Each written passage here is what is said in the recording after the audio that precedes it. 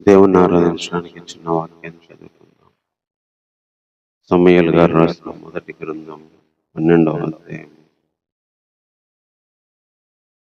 24వ వచనం చదువుకుందాం. ఆయన మీ కొరకు ఎన్ని గొప్ప కార్యములు చేసినో అది మీరు తలంచుకొని మీరు యెహోవా యందు భయభక్తులు కలిగి నిష్కపటులై పూర్ణ హృదయంతో ఆయన సేవించుట అవశ్యం అన్నమాట. ప్రార్థన చేసుకున్నాం. అతను సింహాసనం మీద ఆసీనుడు అయిన దేవ, భూమిని సృష్టిని యావత్తు సృష్టించి అందులో నా మట్టితో నన్ను మమ్మల్ని మీరు సృష్టించి నీ జీవాన్ని ప్రభా ఉంచి ఇంకా భూమి మీద బ్రతకడానికి ప్రభా మాకు ఇచ్చిన నీ కృపకై వందనాలు చెల్లిస్తున్నాను.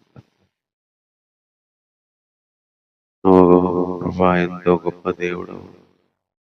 నీ బలాన్ని, నీ జ్ఞానాన్ని ప్రభా, నీ ప్రేమను, నీ ఆత్మను వర్ణించడం కానీ, కొలవడం కానీ, ఊహించడం కానీ ప్రభా ఎంతో కష్టం. నా తండ్రి, మా ఊహలకు కానీ, మా జ్ఞానానికి, మా శక్తికి అందనంత గొప్ప దేవుడు ప్రభా. మా తండ్రి, అలాంటి మిమ్మల్ని ప్రభా కొద్దిగా నీ వాక్యంలో తెలుసుకొని అయినా నీ గొప్పతనాన్ని బట్టి నిన్ను ఆరాధించడానికి ప్రభా మమ్మల్ని సమకూరుస్తున్నందుకై ఈరోజు కూడా నీ సన్నిధికి వచ్చాం. మమ్మల్ని తెలుసుకుంటే ఎందుకు మాకు జ్ఞానం దయచేయండి, ప్రత్యక్షత కలిగిన ఈ మనస్సు దయచేయండి. తద్వారా మా హృదయాలు తెరవబడి మా కనులారా ప్రభా సింహాసనాసీనుడైన నిన్ను చూచి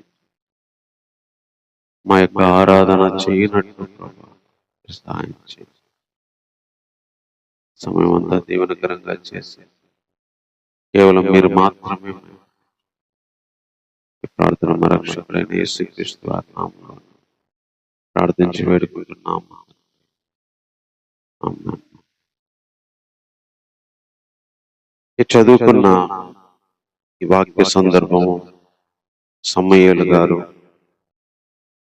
చెప్పిన విషయాలు ఇశ్రాయేలు ప్రజలు ఐగుప్తులో నుంచి వచ్చి వారు స్వాస్థ్యంగా మరి దేశాన్ని పంచుకొని న్యాయాధిపతులు వాళ్ళ పరిపాలన కొన్ని సంవత్సరాలు జరిగించిన తర్వాత వారు ఒక రాజు కావాలి మాకు అని కోరుకున్నప్పుడు ఆ రాజు విషయంలో మరి దేవుడు వాళ్ళకి చేసిన మేలు చెప్తూ వచ్చాడు. తర్వాత ఆ రాజు ఎలాంటి వాడవుతాడు అన్ని చెప్పుకుంటూ మీకోసం నేను ప్రార్థన చేస్తా ఉంటాను, మీరు అడిగినట్టే మీకు రాజుని ఇస్తా, మీరు కీడు చేస్తే మీరు మీ రాజు నశిస్తారు చెప్పిన సందర్భంలో ఒక మాట ఇక్కడ చెప్తా ఉన్నాడు. ఆయన మీ కొరకు ఎన్ని గొప్ప కార్యములు చేసినో అది మీరు తలంచుకొని మీరు దేవుని యందు భయభక్తులు కలిగి పూర్ణ హృదయముతో ఆయన సేవించము. రోజు దేవుణ్ణి మనం ఆరాధించడానికి దేవుడు ఎన్ని గొప్ప కార్యములు చేసినా అది తలంచుకోమంటున్నాడు. తలంచుకుంటే ఆయన యందు భయభక్తులు వచ్చింది.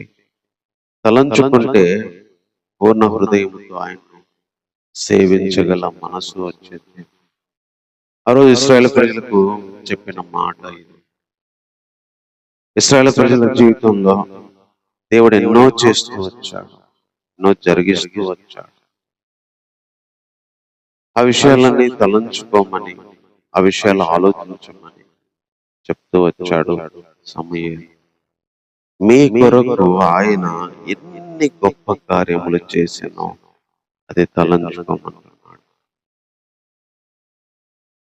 కొన్ని దేవుడు చేసినవి మనం మర్చిపోతాం.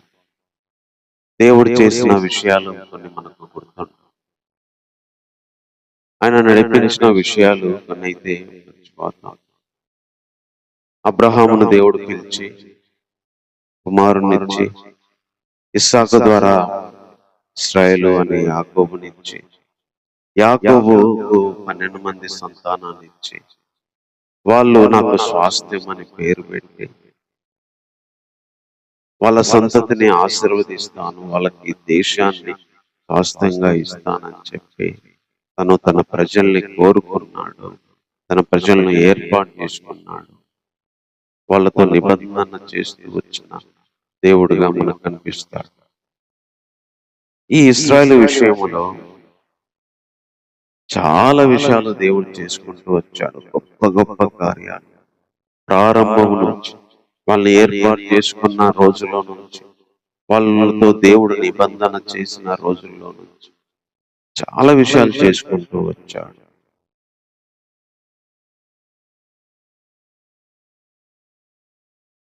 అందులో దేవుడు ఇశ్రాయేలు విషయంలో చేసిన మొదటి విషయం ఏంటంటే, ఆది కాండములో యాకోబు 12 మంది బ్రతుకుతున్నప్పుడు సమస్త దేశం మీదకి భయంకరమైన కరువు వచ్చింది. బ్రతకలేనంత కరువు వచ్చింది. ఐగుప్తు దేశంలో తప్ప ఎక్కడ ఆహారం దొరకనంత కరువు వచ్చింది. ఆ కరువు ఎంత భయంకరమైందంటే బ్రతకడానికి కూడా కష్టమైంది. 43వ అధ్యాయం 1వ వచనంలో ఉంటది ఆది కాండం. ఆ దేశమందు కరువు భారముగా ఉండేను. తర్వాత ఆ కరువులో ఆహారం కోసం తన కుమారుడు చచ్చిపోయినా పర్లేదు అని చెప్పి బెన్యామీను కూడా యాకోబు పంపించడానికి ఇష్టపడతాడు. ఐగుప్తులో ధాన్యం ఉందని చెప్పి 42వ అధ్యాయంలో అక్కడికి తన పిల్లలను పంపిస్తాడు. దేవుడు ఇశ్రాయేలు కోసం చేసిన కార్యములలో కొన్ని సంవత్సరాలు, అది కూడా 7 సంవత్సరాలు కరువు వచ్చింది. ప్రపంచం మొత్తం ఇళ్ళు అమ్ముకున్నారు, పొలాలు అమ్ముకున్నారు, ఊర్లు వదిలిపెట్టారు, దేశాలను వదిలిపెట్టారు. కానీ దేవుడు ఆ కరువు నుంచి తప్పించడానికి యోసేపు అనే ఒక వ్యక్తిని ముందుగానే పంపించి యాకోబును తన కుటుంబాన్ని పోషించడానికి ఏర్పాటు చేశాడని చెప్పి మన కీర్తనల గ్రంథంలో కూడా కనిపిస్తుంది. ముందుగానే ఒక నియమించి ఐగుప్తు నుండి పంపించి ప్రజల్ని అక్కడి నుంచి తప్పించడానికి దేవుడు ఎంతో సహాయం చేస్తూ వచ్చినాడు. ఈ కరువు ఎంతో భయంకరమైంది. ఈ కరువు 1-2 నెలలు వచ్చింది కాదు, 7 సంవత్సరాలు. బ్రతకడానికి కష్టమైన కరువు. ఆహారం ఎక్కడ దొరకదు. పొలాలు ఎండిపోయినాయి, పశువులు అరుస్తున్నాయి, తినడానికి మేత లేదు, జనాలకి ఆహారం లేదు. ఉన్నాయన్ని తాకట్టు పెట్టారు, భూములు తాకట్టు పెట్టారు, ఇల్లు తాకట్టు పెట్టుకున్నారు. ఆహారం కోసం వాళ్ళు బానిసలుగా కూడా చేసుకున్నారు, దాసులంగా ఉంటామన్నారు. అలాంటి ఒక భయంకరమైన కరువులో ఇశ్రాయేలు ప్రజల్ని దేవుడు కాపాడుతూ వచ్చాడు.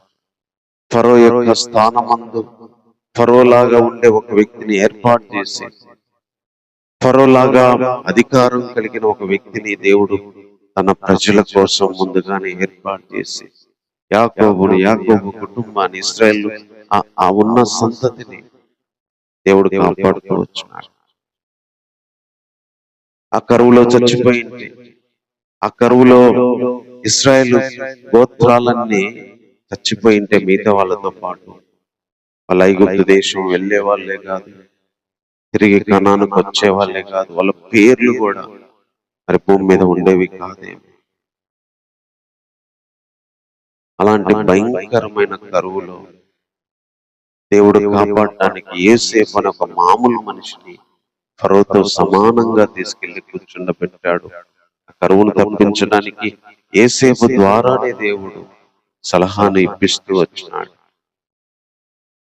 ఈరోజు కూడా మనం కూడా మన జీవితాల్లో ఎన్ని కరువు రోజులు, ఎన్నేళ్ళు కరువుతో నిండిన, భారముతో నిండిన దినాలు అనుభవించాం, కష్టకాలాన్ని అనుభవించాం. అదేదో ఆహారానికి సంబంధించి కాదు, ఆత్మీయతకు సంబంధించి, ప్రేమకు సంబంధించి, అనురాగానికి సంబంధించి ఎన్ని కరువులు, ఒంటరితనానికి, లేకపోతే నిరాశ, ఎన్ని కరువులు, బ్రతకలేమో అన్నంత భారమైన మన జీవితాల్లో ఆయన ఎన్ని గొప్ప కార్యాలు చేశాడు. దాటించిన సంవత్సరాలు, నడిపించిన రోజు, తప్పించిన రోజు, బ్రతికించిన రోజు, కాపాడిన రోజు, భయంకరమైన పరిస్థితులు ఎన్నెన్నో. ఆ కరువులోనే చచ్చిపోయింది, ఆ శ్రమలోనే చచ్చిపోయింది, ఆ ఇబ్బందిలోనే చచ్చిపోయింది, ఆ శోధనలోనే చచ్చిపోయింది. ఈరోజు మనం దేవుణ్ణి స్తుతించే వాళ్ళమే కాదు. ప్రారంభంలో రక్షణలోకి వచ్చిన మనం, ఇశ్రాయేలు కూడా ప్రారంభంలో తన శాస్త్రంగా కొద్ది మందితో దేవుళ్ళలోకి వచ్చినప్పుడు వాళ్ళు ఎదుర్కొన్నది భయంకరమైన కరువు. కానీ దేవుడు అక్కడ కాపాడుతూ వచ్చినాడు. ఈరోజు దేవుళ్ళలోకి వచ్చినప్పుడు మన జీవితాల్లో కూడా ఎన్నో విషయాలు, భయంకరమైన, భారమైన, బ్రతకడానికి కూడా కష్టమైన కరువులు దాటిస్తాడు. ఈరోజు మనం జ్ఞాపకం చేసుకుంటే ఇంకా సాగలేము అనే రోజులు, ఇంకా ఉండలేము అనే రోజులు, ఇంకా బ్రతకలేము అనే రోజులు, ఇంకా తినలేము అనుకునే రోజులు, ఇంకా ఉండలేము అనుకునే రోజులు ఎన్నెన్ని దాటించాడో వెనక్కి వెళ్ళి ఆలోచిస్తే ఈరోజు మనం దేవుణ్ణి స్తుతించకుండా ఉండలేము. అందుకే ఆయన మీ కొరకు ఎన్నెన్ని గొప్ప కార్యములు చేశాడో తలంచుకొని పూర్ణ హృదయంతో సేవించమన్నాడు. ఈరోజు అలాంటి దేవుడు ఎన్ని దాటించుకుంటూ వచ్చినాడు. తర్వాత వీళ్ళు అనుభవించిన కరువు, ఐగుప్తులోకి వెళ్ళారు. ఐగుప్తులోకి వెళ్ళిన తర్వాత కరువు దినాలు అయిపోయినాయి. అప్పుడు మంచిగానే సాగింది జీవితాలు. నిర్గమకాండం 1వ అధ్యాయానికి వచ్చేసరికి 11వ వచనం, కాబట్టి వారి మీద పెట్టిన భారముల్లో వారిని శ్రమ పెట్టుటకు, పెట్టి పనులు చేయించు అధికారులకు వారి మీద నియమింపగా వారు ఫరో కొరకు దానిలో చేయు పీతోము, రామశేస్ అనే పట్టణాలు కట్టిరి. అయినను ఐగుప్తులు శ్రమ పెట్టిన కొలది వాళ్ళు విస్తరించి ప్రబలిరి కనుక వారు ఇశ్రాయేలు ఎడల ఆశపడి ఇశ్రాయేలు చేత ఐగుప్తులు కఠినముగా సేవ చేయించుకునేది. వారు ఇశ్రాయేలు చేయించుకున్న ప్రతి పని కఠినంగా ఉండేను. వారు జిగటమంటి పనిలోను, ఇటుకల పనిలోను, పొలములో చేయు ప్రతి పనిలో కఠిన సేవ చేయించి ప్రాణములను విసిగించేది. తర్వాత వీళ్ళు జ్ఞాపకం చేసుకోవాల్సిన మరో విషయం ఏంటంటే, ఐగుప్తు దేశములో అనుభవించిన వెట్టి చాకిరి బాధ ఈరోజు ఇశ్రాయేలుకు లేకుండా చేశాడు. అది జ్ఞాపకం చేసుకోమంటున్నాడు సమూయేలు. ఐగుప్తులో ఉన్నప్పుడు ప్రతి పనిలో వెట్టి చాకిరి చేసి ప్రాణములు విసిగించారు. మూలుగుతున్నారంట వీళ్ళైతే. కఠినంగా సేవ చేయించారు, కఠినంగా బాధించారు, ప్రతి పనిలో ఏడిపించారు. 400 సంవత్సరాలు, అందులో ఎన్నో సంవత్సరాలు వాళ్ళు ఏడ్చిన రోజులే ఉన్నాయి, ప్రాణం విసిగించిన రోజులే ఉన్నాయి, విసుగుతో, మూలుగులతో, దుఃఖంతో గడిపిన రోజులే ఉన్నాయి, భారంతో గడిపిన రోజులే ఉన్నాయి. భారమైన కఠిన దాసత్వము ఒకళ్ళ కింద బ్రతికే బతుకుతోనే ఉన్నాయి, ఒకళ్ళ పెత్తనం కింద, అధికారం కింద, శ్రమ కింద నలిగిన రోజులే. ఆ నొప్పులకి, ఆ బాధకి తట్టుకోలేక మూలిగే వాళ్ళంట, ఏడ్చే వాళ్ళ, ప్రాణాలు విసుగొచ్చేదంట, చేయలేక అచ్చాకరి. కానీ సమూయేలు చెప్పే టయానికి వాళ్ళకి ఆ బాధ లేదు. సమూయేలు మాట్లాడే టయానికి ఐగుప్తులో ఒకరి కింద పనిచేసే బాధ లేదు, ఒకరి కింద చాకరీ చేసే బాధ లేదు, పొలంలో పని, ఇటుకల పని బాధ లేదు, ప్రాణాలను విసిగించే వాళ్ళు లేరు, కఠిన సేవ చేయించే రోజులు లేవు. ఎంత తేలిక చేశాడు దేవుడు, ఎన్నెన్ని గొప్ప కార్యాలు చేశాడో తలంచుకోమన్న దానిలో ఐగుప్తు యొక్క కఠినమైన బాధ వారిని తీసివేసిన ఆ దినాలు ఎంతో అద్భుతమైన దినాలు. ఆ తలల మీద నుంచి ఆ భారాన్ని దింపినప్పుడు అని ఎంతో తేలిక చేశాడు ప్రభు. వాళ్ళ ప్రాణాలు విసిగిపోయే బాధ నుంచి, విసిగిపోయే శ్రమ నుంచి, విసిగిపోయేంత కఠిన వేదన నుంచి వారిని విడిపించి ఈరోజు ఒక దేశానికి తీసుకొచ్చి, ఆ దేశంలో ఏ భయము లేకుండా సొంత ఇల్లు ఇచ్చి, సొంత పొలాలు ఇచ్చి, సొంతంగా ఎవరి కింద దాసులుగా బతకకుండా ఎవరి వాళ్ళని స్వాస్థ్యంగా దేవుడు పంచిపెట్టి ఎవరి ఇళ్లలో వాళ్ళు బ్రతికేటట్టు చేశాడు. ఎంత అద్భుతం. ఈరోజు మీరు మీకు ఇష్టమైంది కోరుకుంటున్నారు, కానీ దేవుడు మీ కొరకు ఎన్ని చేశాడో జ్ఞాపకం చేసుకొని ఆయన ఎందుకు భయభక్తులు కలిగి పూర్ణ హృదయంతో ఆయన సేవించమంటున్నాడు. ఈరోజు మన జీవితాల్లో కూడా ఎంత కఠినమైన బాధ, ఎన్నేళ్ళు నరక బాధ, ఎన్నేళ్ళు శ్రమల బాధ, ఎన్నేళ్ళు అప్పుల బాధ, ఎన్నేళ్ళు మాటల బాధ, ఎన్నేళ్ళు శోధనల బాధ, ఎన్నేళ్ళు గొడవల బాధ, ఎన్నేళ్ళు అసమాధానం కలిగిన బాధ, ఎన్నేళ్ళు ఎన్నేళ్ళు ఎన్నేళ్ళు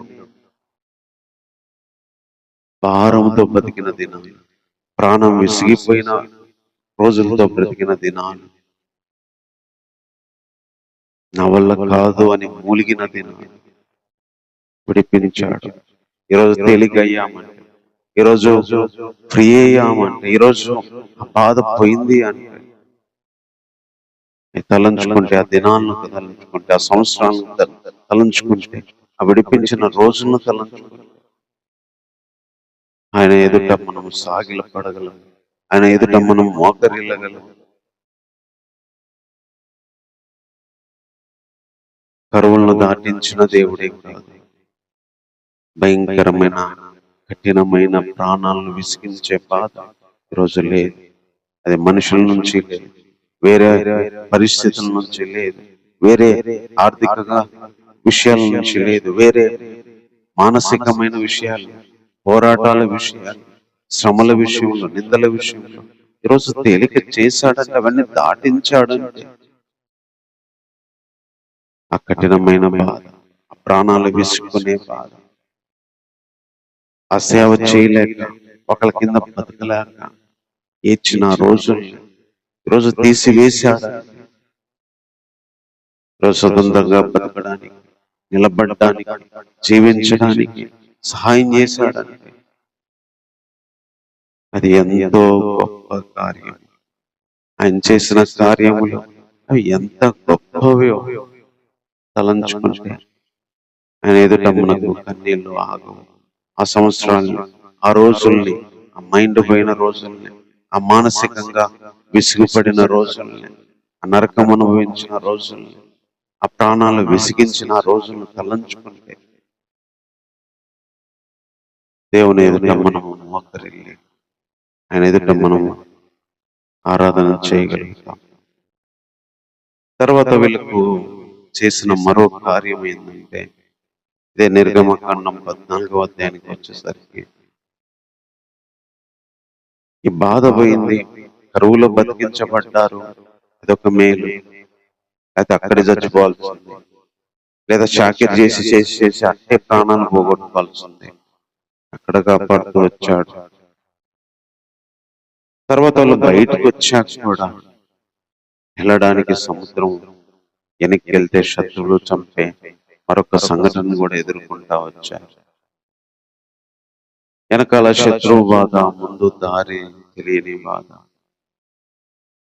భారం అయితే పోయింది, వేదన అయితే పోయింది, ప్రాణాలను విసిగించే కఠిన బాధ అయితే పోయింది. కానీ ఇప్పుడు ఎక్కడికి వెళ్ళాలో తెలియదు. సముద్రం అడ్డుకుంది. వెనక్కించది బ్రతుకుదామంటే ఫరో చంపడానికి అన్నాడు. అలాంటి ఒక పరిస్థితిలో కూడా దేవుడు తన ప్రజలను కాపాడుతూ వచ్చినాడు. అది వాళ్ళకు చేసిన మరో అద్భుతమైన విషయం, ఆశ్చర్యకరమైన గొప్ప కార్యం. ఈ ప్రపంచ చరిత్రలో తన ప్రజలను కాపాడడానికి ఒకే ఒక్కసారి దేవుడు సముద్రాన్ని చీల్చి వాళ్ళకు దారి ఇప్పించాడు. అదే సముద్రంలో వెనక వచ్చే శత్రు సైన్యాన్ని ఉంచి శవాలు ఒడ్డున పడేశాడు.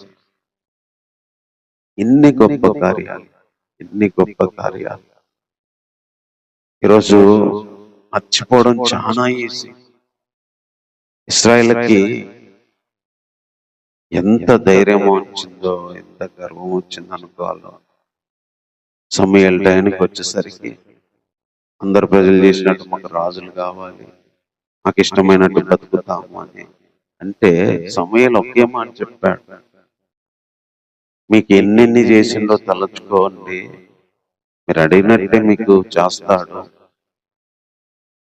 ఇశ్రాయేల్ అనే తన ప్రజల కోసం 7 ఏళ్ల కరువు తప్పించడానికి యోసేపు అనే ఒక వ్యక్తిని ఐగుప్తులో ముందునే నియమించి కాపాడుతాడు. 20 లక్షల మంది జనము అక్కడ అభివృద్ధిని చేసి తన ప్రజలను నిలబెట్టాడు. 400 ఏళ్ల బానిస బతుకును, ప్రాణాలను విసిగేంత కఠినమైన సేవ నుంచి తేలిక చేసి బయటికి తెచ్చాడు. సముద్రం దగ్గర రావాల్సిన వాళ్ళని, లేదా వెనకాల వచ్చే ఫరో చేతులు సావాల్సిన వాళ్ళని సముద్రాన్ని చీల్చి ఫరోను చంపి మిమ్మల్ని కాపాడాడు.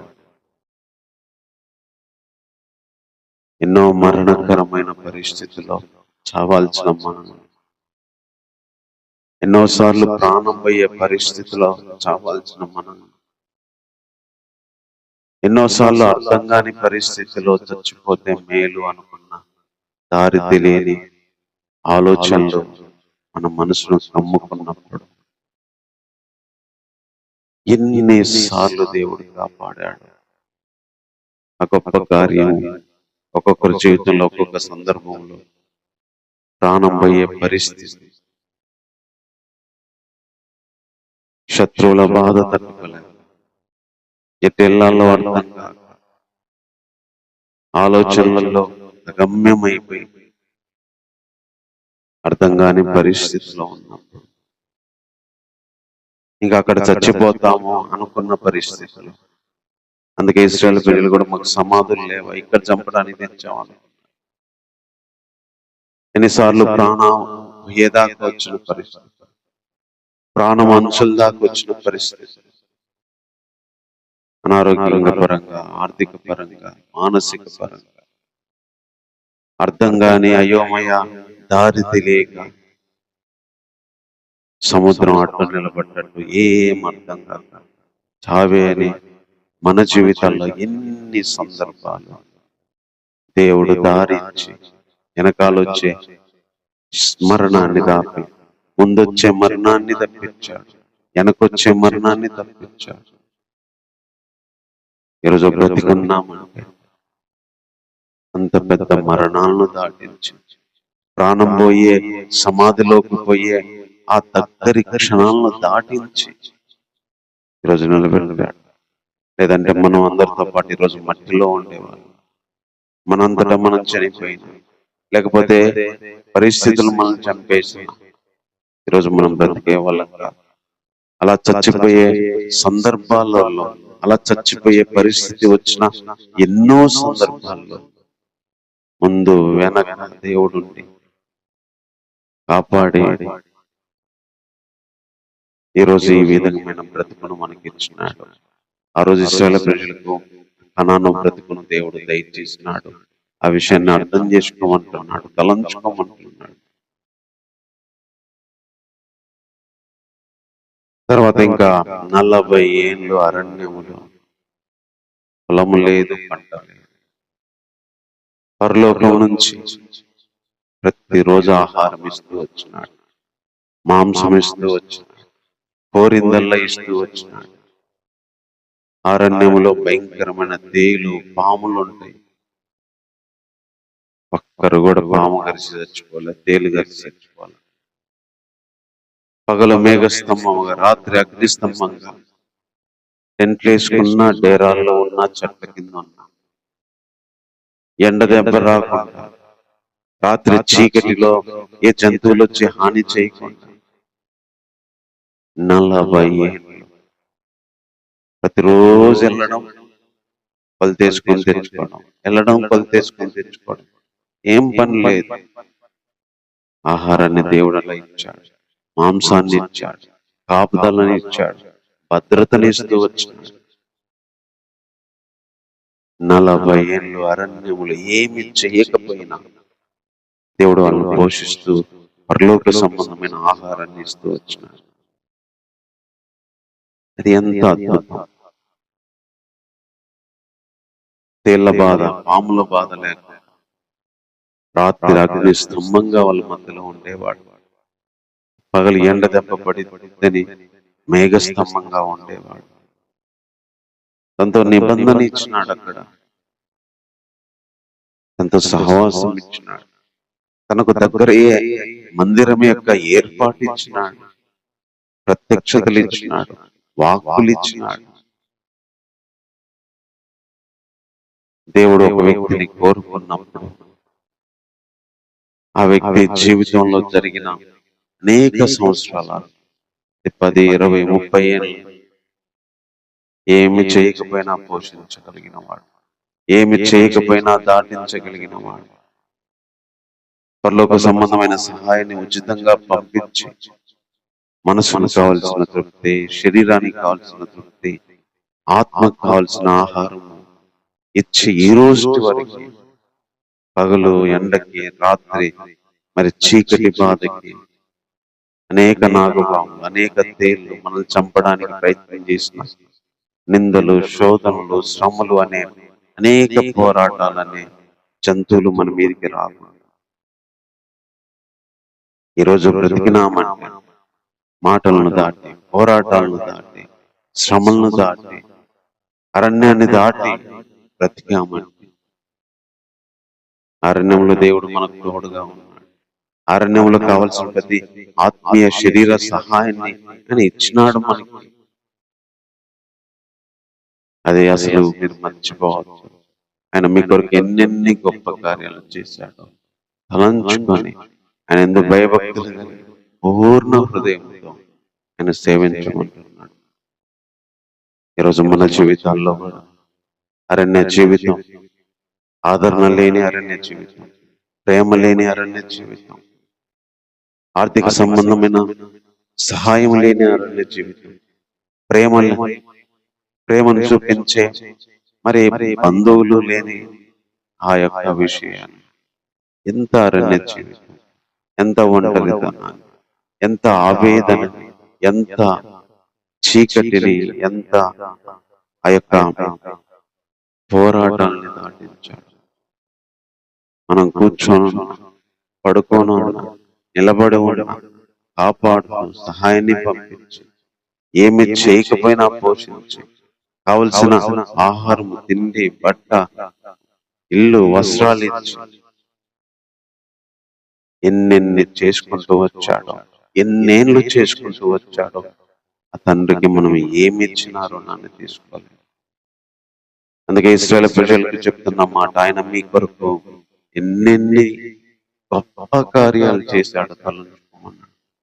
అందులో మొదటిది 7 ఏళ్ళు ప్రపంచ కరువు వచ్చినప్పుడు యోసేపు అనే వ్యక్తి ద్వారా కరువులో తన ప్రజలను కాపాడింది. 400 ఏళ్ళు బానిస బ్రతుకు, బయటికి రాలేని బ్రతుకులో ఉన్నప్పుడు దేవుడే పంపించి వాళ్ళని బయటికి తీసుకొచ్చాడు.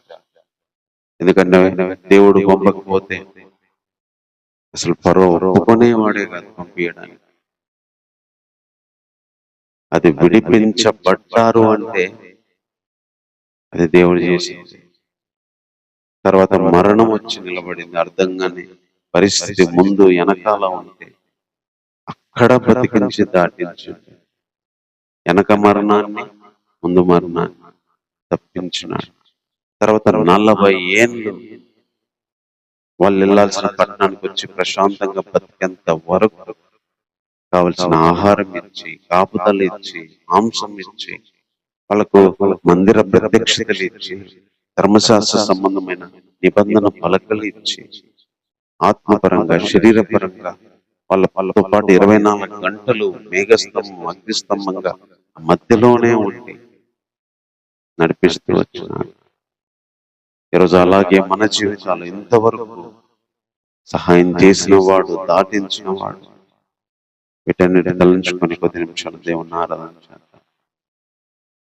ఇలాంటి గొప్ప కార్యాలు ఈరోజు ఒకటే దేవుడు అంత చెప్తున్నామాట. ఆయన నీ కొరకు ఎన్నెన్ని గొప్ప కార్యాలు చేశాడు.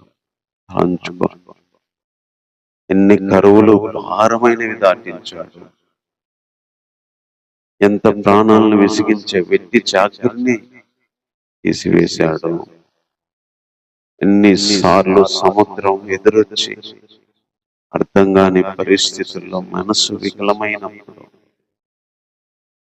వెనక శత్రువు ముందు సముద్రం అనే మరణాలు నిలబడినప్పుడు ముందుండి వెనకుండి తప్పించిన ఆ రోజులు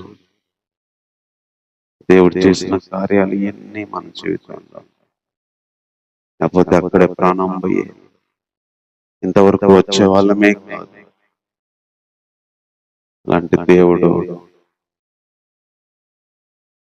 ఈ 40 ఏళ్ళు కూడా వాళ్ళను పోషించినట్టుగా ఇన్నేళ్ళు కావాల్సిందంతా ఇచ్చి ఏమి చేయకపోయినా 24 గంటలు కాపాడి మాంసమైన, బట్టలైన, వస్తువులైన, ఆహారమైన, మందిరం ప్రత్యక్షతలైన, దేవునికి వాక్కులైన, ఆత్మకు సంబంధించినవి, శరీరానికి సంబంధించినవి ఇచ్చి అదే అరణ్యంలో మనతో పాటు ఉన్నాడే తప్ప, అదే అరణ్యంలో పగలు రాత్రి మనతో పాటు ఉన్నాడు. తన ప్రజలను విడిచిపెట్టే కనానుకు వెళ్ళేంత వరకు కూడా వాళ్ళతోనే మేఘస్తంభంగా, అగ్నిస్తంభంగా నడుస్తూ దారి చూపిస్తూ వచ్చిన ప్రభువే ఈరోజు ఎంతవరకు అరణ్యమైన ఆనందమైన ఈరోజు అన్ని గొప్ప కార్యాలు చేసిన నా తండ్రికి ఆయన తలంచుకుంటే ఆయన ఎందుకు భయభక్తులు చూపకుండా ఉండలేము. పూర్ణ హృదయంతో ఆయన సేవించకుండా ఆయన పాదాల దగ్గర పడకుండా ఉండలేము. అలాంటి దేవునికి ఏమిచ్చి రుణాన్ని తీర్చుకోగలం?